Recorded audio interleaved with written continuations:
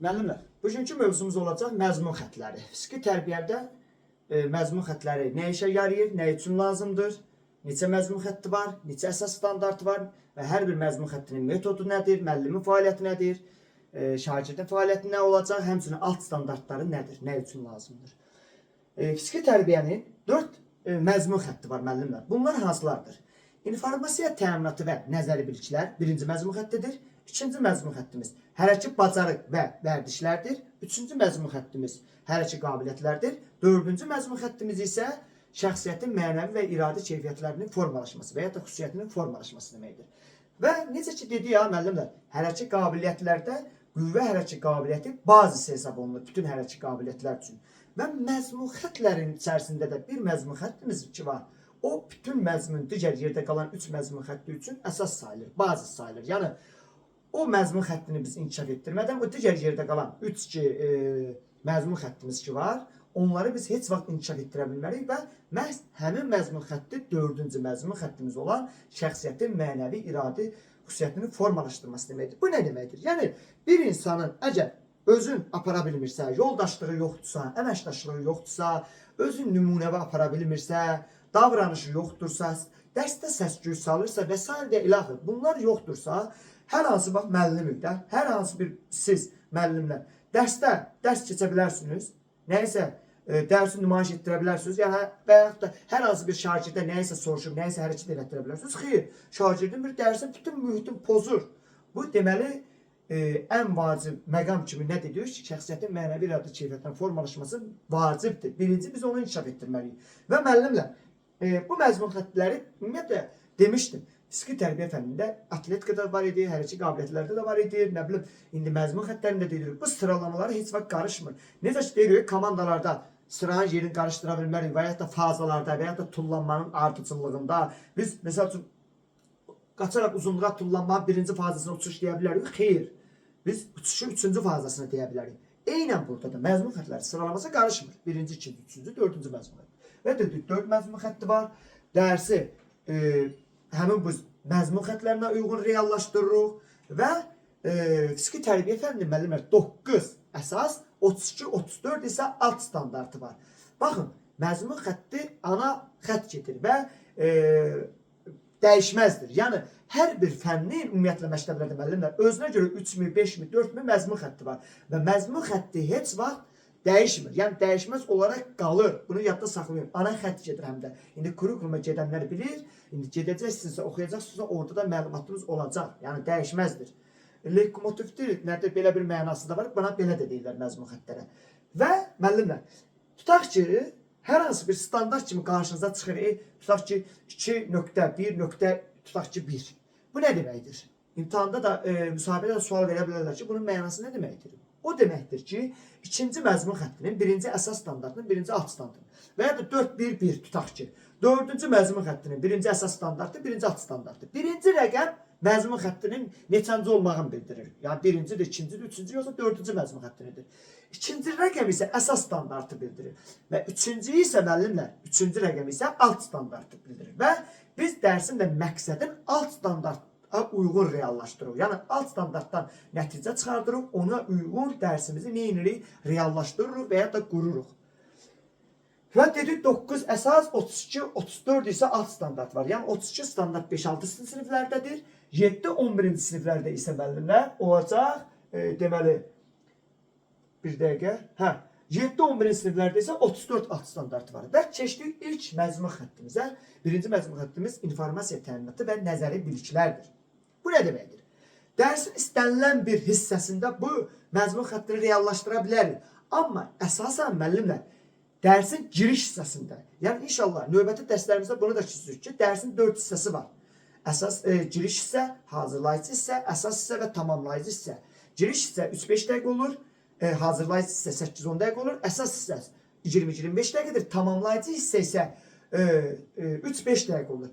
Giriş hissənin məqsədi odur ki, şagirdi dərsə cəlb etməlisən, motivasiya qurmalısan, dərsin haqqında məlumat verməlisən, informasiya verməlisən, nəzəri bilgiləri çatdırmalısan, şagirdləri dərsin hansı hissəsində hansı işləri görəcək, hansı hərəkətləri edəcək, onları məlumat verirsən, həmçinin ümumi qiymətləndirmə məlumatlarını verirsən. Bax, nəticə yox ha, nə də fərdi qiymətləndirmə yox. Sadəcə qiymətləndirməni məlumat verirsən ki, kim hansı səviyyədə hərəkət edəcəksə, bu qiyməti alacaq, bu nəticəni, bu səviyyəni, bu meyara verəcək. Hazırlayıcıda da nə edirsən? Dərsin əsas məqsədinə uyğun bədəni qızışdırırsan ki, dərsin əsas hissəsində zədələnmələrin qarşısını alsın, həmçinin ümumikəf sıra hərəkətləri də edirsən. Bundan sonra dərsin əsas hissəsində gəlirsən, nə edirsən? Dərsin əsas məqsədini reallaşdırırsan, mövzumuz nədirsə onu nümayiş etdirirsən, onu təşkil edirsən və şagirdə isə onu icra etdirirsən. Tamamlayıcıda isə orqanizm bərpasına çalışırsan və şagird də orqanizm bərpasına çalışır. Sən isə orqanizm bərpasını təşkil edirsən və orqanizmi belə deyək də əvvəlki vəziyyətə qaytarılır. Dərsin hissələri budur. Və bu dedim, informasiya təminatı nəzəri bilgilərdə dərsə aid olan dərsin məlumatlarını, dərsin nəzəri bilgilərini məlumat verirsən şagirdə və lazım gəldikdə onu belə deyək də hər hansı bir video izah və yaxud da səsli dinləmə üzərindən də edə bilərsən. Yəni, səslə, dillə icra olunan hər bir ünsiyyət, müəllimlər, şəxsiyyətin, informasiya təminatı və nəzəri bilgilərə aid olacaq. Yəni, harada elə bir cümlə görsünüz, dillə, ağızla danışılan söz görsünüz, bilin ki, birinci məzmun xəttinə aiddir. Və müəllimlər, birinci məzmun xəttinin 4 əsas, 12-13 isə alt standartı var. Gəldik, qiymətləndirmənin üsulu bir də vasitə. Üsul nədir? Üsul sənin belə deyək, izlədiyin bir şeydir. İzləyirsən. Amma vasitə isə artıq sən neyinirsən? Vasitədə hər hansı bir nəticə əldə etmək istəyirsən. Nədir indi deyəcəm? Bax, qiymətləndirmə üsulun şifahi yazılıdır. Mən sualı istəsəm sizə şifayədə verə bilərəm. İstəsəm yazılı test üzərindən də verə bilərəm. Amma vasitəmi isə artıq belə deyək, sual-cavabla test sual-cavab test etdiyin vasitədir. Bunları var ha, sual-cavabla testi. Mən istəsəm şifayət edə bilərəm, istəsəm yazılı da. Şifahi yazılı üsulum olacaq. Amma vasitəmi isə qiymətləndirmə aparmaqdan ötürü sual-cavab və ya da test olacaq. Bunları heç vaxt qarışdırmıyor. Üsullan vasitəni. Sonra metodlar nədir? Söz, izah, film, diaqram. Bax, yenə deyirəm, sözdən istifadə edirsən, hər hansı bir filmdən izlətdirirsən şagirdə, diaqram üzərindən edirsən və ya da film göstərirsən ki, bizə uşaqlar, məsələn, bu mövzunun bizə xeyri və ya da əhəmiyyəti budur ki, həyatımızın bu hissəsində bu hərəkət və ya da bu mövzu bizə lazım olacaq. Onun həm izahını verirsən, həm də film üzərindən göstərə bilərsən. Ümumiyyətlə, hər hansı bir mövzunu müəllim öz həyatı ilə və yaxud da ki, kiminsə həyatı ilə, ya şagirdlərin həyatı ilə əlaqələndirməlidir. Şagirdi dərsə cəlb etməlidir, motivasiya yaratmalıdır və şagird bilməlidir ki, mən bu hərəkəti, mən bu mövzunu, bu dərsi niyə öyrəndim? Mənim nəyimə lazımdır? Bax, belə Loreldə deyək. Niyə görə öyrəndim bu? Yəni, onu sən şagirdə çatdırmalısan ki, anlatmalısan ki, bəli, şagird, sənin bu zamanda, bu dövründə, bu yaşında bu iş, bu mövzu, bu dərs, bu hərəkət sənə lazım olacaq. Onların hər bir müəllimə nəyə aid olacaq? İnformasiya təminatı və nəzəri bilgilərə. Metodlarımızda oldu, nə dedik? Söz, izah, film, diaqram. Dərsin hissəsi hər hissədə edə bilərik. Az öncə demişdim, dərsin hər bir hissəsində olur. Sonra müəllimin fəaliyyəti nədir? Hərəkətin icrasını, üsulunu izah edir. Bax, izah edir. Şagirdin fəaliyyəti nədir? Onun icra üsulunu anlayır. İzah edən müəllim olacaq. Anlayan isə kim olacaq? Şagird olacaq. Müəllimin qarşısındakı şagird var axı. Keçdik ikinci məzmun xəttimizə. Hərəkət, bacarıq və vərdişlərdir müəllimlər. Burada adından müəllim, bacarıq və vərdişdir. İlkin vəziyyətdə sənin bacarığın olmalıdır. Sən o bacarığı sistemli, tədricən artırsın və onu gətirib yaxşı bir vəziyyətə nəticəyə çıxarsın. Bu artıq olacaq nə? Vərdiş. Ona görə hərəkət, bacarıq və vərdiş gedir ikinci məzmun xəttimiz.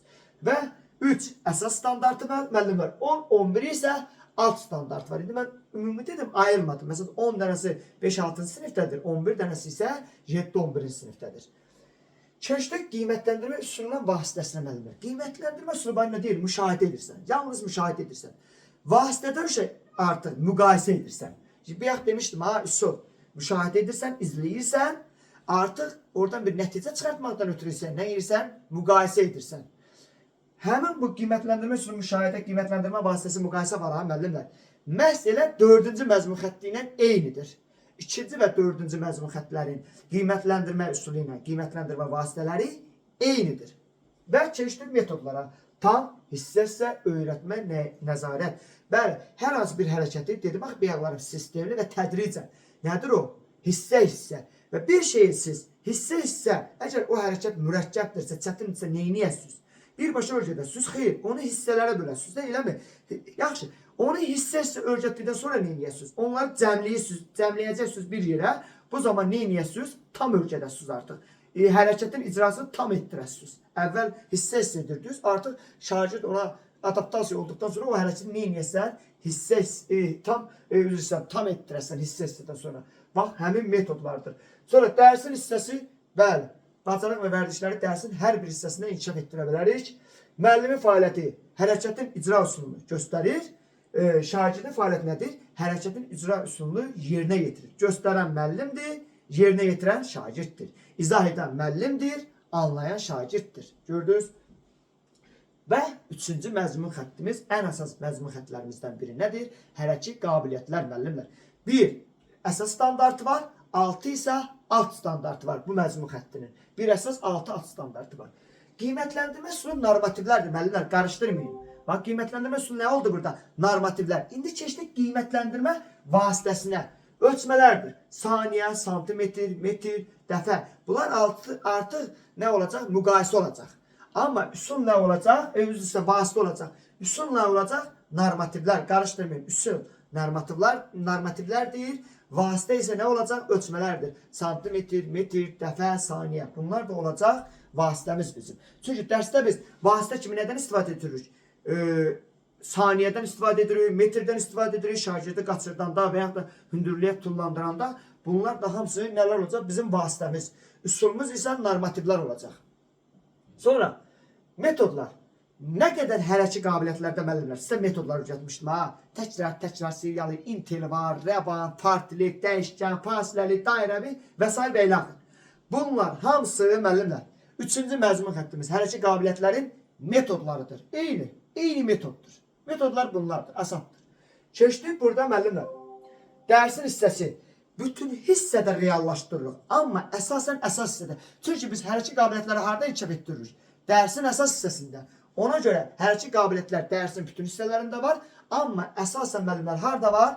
Dərsin əsas hissəsində. Və gəldik müəllimlər. Müəllimin fəaliyyətinə hərəkətləri, oyunları zəruri rejimdə və sayda icrasını təşkil edir. Təşkil edən görürsünüz, yenə müəllimdir.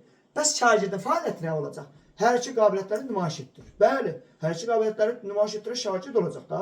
Biz onu zəruri rejimdə sayda təşkil edəcək, şagird də onu yerinə yetirəcək və nümayiş etdirəcək. 4-cü məzmun xəttimiz, bütün digər 3 əsas məzmun xəttimiz üçün bazı sayılan hərəki qabiliyyətimiz, şəxsiyyətin mənəvi və iradi xüsusiyyətlərinin formalaşdırması müəllimlər. 1 əsas standartı var, 4 də alt standartı var. Keçdik qiymətləndirmə üsulu, müşahidə, qiymətləndirmə vasitəsi, müqayisə 2-ci məzmun xəttində izahını vermişdim. Eynidir, heç bir fərqi yoxdur. Sonra metodlar nədir? İnandırma, təlqin etmə, çətinləşdirilmiş şəraitdə bunları da deyəcəm nədir? Bax, müəllimlər, əgər mən desəm ki, Zelim Kotsayev, Hidayət Heydarov 2024-cü ildə Paris 33-cü Olimpiya oyunlarında Azərbaycana 2 qızıl medal qazandırdı. 2 qızıl medal qazandı. Bu nə olacaq? Bu, müəllimlər, informasiya təminatı və nəzəri bir işlər olacaq. Amma mən şagirdlərimə desəm ki, şagirdlərim, idmanla məşğul olun. Baxın, Hidayət Heydarov, Zelim Kotsayev getdi, qızıl medal qazandı. Siz də onlar kimi düdoçu olun. Gəlin Azərbaycanı bütün dünyaya tanıdın. Həm sağlam olun, həm cümrah olun. Bunu desəm artıq müəllimlər, bu olacaq şəxsiyyətin mənəvi iradi xüsusiyyətlərin formalaşdırması. Burada məqsəd nədir? Şəxsiyyət yetişdirməkdir. Bir məlumat verirəm, deyirəm ki, 2024-də 2 dənə qızıl medal qazandı. Qazananlar da Hidayətdən Zelim idi. Bu informasiya olacaq birinci məzmun xətti. Yox desəm ki, onlar yaxşı idmançı idi, onlar qızıl qazandı, Azərbaycanı dünyaya tanıtdı. Onlar bizim tanınmış idmançılarımızdır, çempionlarımızdır. Şagirdlərim, siz də onlar kimi idmançı olun, Azərbaycanı tanıdın. Qürur verici bir hissdir bu. Bunları desəm, şagirdə aşılansam bunları. Bu olacaq şəxsiyyət yetişdirməyə, şəxsiyyətin mənəvi xüsusiyyətləri olacaq. 4-cü məzmun xətti olacaq. Bunlara diqqət edin müəllimlər. Sonra Müəllimin fəaliyyəti nədir? Təqdir olunan qaydaları izah edir, öz davranışında nümunə göstərir. Bu öz davranışında da ola bilər. Digər tanınmış dahi şairlər olsun, ədəbiyyatçılar olsun, tarixçilər olsun, nə bilim idmançılar olsun, bəstəkarlar olsun və s. deyil axı. İstənilən bir sahələrdə dahi şəxsiyyətlərin nümunə gətirərək də ola bilər. Bu şəxsiyyətin formalaşdırılması. Sonra şagirdin fəaliyyəti nədir? Oyun və etik davranış və s. qaydalara nəyi? Riayət edir. Şagirdin vəzifəsi olmalıdır. Riayət etməlidir. Əgər riayət etməsə, orada bir keyfiyyətli dərs mühiti alınmaz. Ona görə şəxsiyyətin mənəviyyatı xüsusiyyətlərin formalaşmasıdır. Sonra müəllimlər, burada bunları demirəm. Bunların izahları var. Sözdən istifadə nə deməkdir? Məsələn, izahları yazılıb burada. Hər hansı bir hərəkət haqqında informasiya verərkən məlumatlardan istifadə etmək, sözlərdən istifadə etmək deməkdir. Bunlarda açıqlaması var. Və ya da hissə isə, az öncə demişdim, nədir? Hər hansı bir hərəkətin icra texnikasını fazalara bölüb, ardıcıllıqda ayrı-ayrı öyrədilməsi deməkdir. Tam öyrətmə nədir? Hər hansı bir hərəkətləri deyil, icra texnikasını fazalara bölüb, ardıcıl olaraq ayrı-ayrı öyrətdikdən sonra o hərəkəti tam şəkildə icra etdirməkdir. Bu deməkdir. Mən əsasən burada gələcəm. Deməli, imtinaya qədər metodu. Hər iki qabiliyyətlərdə vermişdim. Nə deyir? Hərəkətlərin icrası zamanı əzələ iş görmə qabiliyyəti itirənədir. Yorulma prosesidir. Hər hansı bir fiziki yükü qəbul etməkdir. Demişdim, bəli, yorulmaya qədər icra edirsənsə, əzələ böyüməsinə xidmət edən metod nə edir? İmtinaya qədər metodur. Və ən çox burada vacib olan nə deyəcəm? Buna fikir verin. 4-cü məzmun xəttinin metodları saydım. Təlqin etmə, deməli, inandırma və çətinləşdirilmiş şəraitdə nə deməkdir? Şəxsi nümunə. Deyir ki, təlqin etmə nə deməkdir? Real faktlara və nəzəriyyə istinad edərək inandırma üsuludur. Yəni, təlqin etmə, şagirdə nəyisə deyirsənsə, real faktı deməlisən. Yəni, yanlış, əfsanəvi bir şey deməli deyilsən. Real olanı deməlisən. Əfsanə danışmalı deyilsən şəxsiyyət yetişdirəndə. Əfsanəvi nağıllardan deyək. Danışmalısan, realdan, həqiqətən Zelim Koçayevdən danışmalısan, Polat Həşimovdan danışmalısan. Bunlardan danışmalısan, məsəl üçün, real tanınmış simalardan, həqiqətən yaradıcılığı olan bir insanlardan, simalardan danışmalısan. Əfsanəvi yox, o deməkdir. İnandırma nədir? Şagirdlərin dərsə maraqının artırılması üçün sütmunun verilməsi üsuludur. Sütmun. Bəli, siz də etsiniz, siz də belə olacaqsınız. Falan idmançı getdi, uğur qazandı, Azərbaycanı tanıtdı, həm özünə iş qazandı, hörmət qazandı, həm dünyada tanındı, həm yaxşı işi var, nə bilim, yaxşı ailə şəraiti var, yaxşı maddi vəziyyəti var və sən neyinirsən? Şagirdə sütmun verirsən. Deyirsən, sən də gedib sabah bunu etsən, sən də həm dünyada tanınasan, həm Azərbaycanda tanınasan, həm dövlət qurumlarından sənə iş təklifi gələcək, yaxşı nə bilim işlərin olacaq, yaxşı ailən olacaq, yaxşı nə bilim maddi vəziyyətin olacaq, sıxıntıların olmayacaq. Neyinirsən? Şagirdi sütmun verirsən, motivasiya verirsən. O deməkdir inandırma üsuluda. Şəxsi nümunədir. Görkəmli şəxsiyyətlərin, şəhidlərin, milli qəhrəmanların, idmançıların uğurlarını misal göstərərək şagirdlərin mənəvi iradi xüsusiyyətləri çatdırırsan. Az öncə demişdim hər birini. İstənilən bir dahi şəxsiyyətin olsun. Və mənimlə bir neçə nümunələrə baxarsan burada. Ondan sonra yekunlaşdıracağım, bilirəm. Yorulmusunuz, amma diqqətlə qulaq asın. Yəni, məzmun xəttlərindən bir neçə suallar düşəcək imtahanda. Bu 100%-dür. Biz bunu hər gün reallaşdırırıq, müəllimlər. Yəni, siz bunu tam öyrənməlisiniz ki, bilmirsiniz bunların içindən hansı cümlə düşəcək. Bax, bunlardan bir neçəsi düşəcək. Bax, misal gətirək. İnformasiya təminatı və nəzəri biliklərdə sual verəcək ki, məsələn, müxtəlif idman növlərinin xüsusiyyətlərini fərqləndirir. Müəllimlər, fərqləndirir, izah edir, şərh edir, əsaslandırır. Sonra müəyyən komandalar icra edir. Müəllimlər var, komandaları icra edir, gedir, bacarıq və vərdişə seçir. Qardaş, sən sıranın qabağında komanda icra edirsənsə, komandanı hərəkətlərlə icra edirsən, yoxsa sözlə? Sağa dön, sola dön, bir cərgə, bir nə bilim addım irəli çıx, qaçaraq marş, sinif, nə bilim başdan 1-2 say, 2-3 say. Bunlar hamısı sıranın qarşısında verdiyimiz komandalardır, müəllimlər. Biz komandaları neyinirik, dillə edirik. Bu nəzəri bilik informasiya təminatı olacaq, olmayacaq. Deməli, komandaları icra etmək sözünü görüb qaçmayalım bacarıq vərdişə. Görək biz nəyi icra edir o? Komandaları, komanda dillə verilən bir şeydir. Bu informasiya və nəzəri biliklərə aiddir. Həmçinin, hərəki komandaları dəqiq icra edir. Elə dediyim həmin cümlə burada var.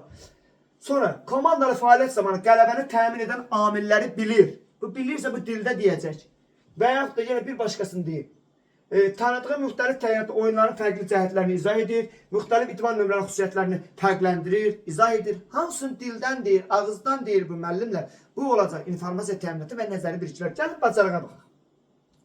Gün rejimi və şəxsi gigiyena qaydalarını gündəlik həyatında sərbəst tətbiq edir. Deməli, artıq bu sərbəst tətbiq edirsə müəllimlər, bu bacarığı olub, indi də nəyə çevrilib? Vərdişə çevrilib. Hər gün bir uşaq durub əgər əl üzünü yuyub idman edir, özünün gigiyenik qaydalarına riayət edirsə, bu bacarıq vərdişdir. Onun bir bacarığıdır, istedadıdır və onu vərdişə çevirib gündəlik edir. Bu bacarıq və vərdişə aid olacaq. Bir başqasına baxaq. Demək, müvafiq oynayır. Sıra hərəkətlərini, akrobat və tətbiq hərəkətləri icra edir. Bu da yenə bacarıq və vərdiş var ki, bu hərəkətləri edir. Müəllim, bunların hər biri bacarıq və vərdişə aid olacaq. Keçək indi hərəkət qabiliyyətləri. Baxsan. Metodlar nümayiş istifadə edərək hər hansı bir hərəkəti yerinə yetirirsə, nə bilim 30 metr məsafəyə qaçaraq sürəti nümayiş etdirir, nə bilim cross qaçışlarını nümayiş etdirir. Hərəkət qabiliyyətlərdə nə qədər hərəkətlər öyrənmişdi ya. Onlar sualda düşdü, biləcək 3-cü məzmun xətti inkişaf etdirir bu. Nə deyir? Deyir ki, hərəkət fəaliyyət zamanı yaş qrupuna müvafiq olaraq sürət nümayiş etdirir. Sürət nümayiş etdirirsə, sürət hərəkət qabiliyyətidir. Bu da hərəkət qabiliyyətə aid olacaq da məzmun xəttinə. Digər birinə baxaq. Sərbəst geniş amplitudalı icra tərzini seçir.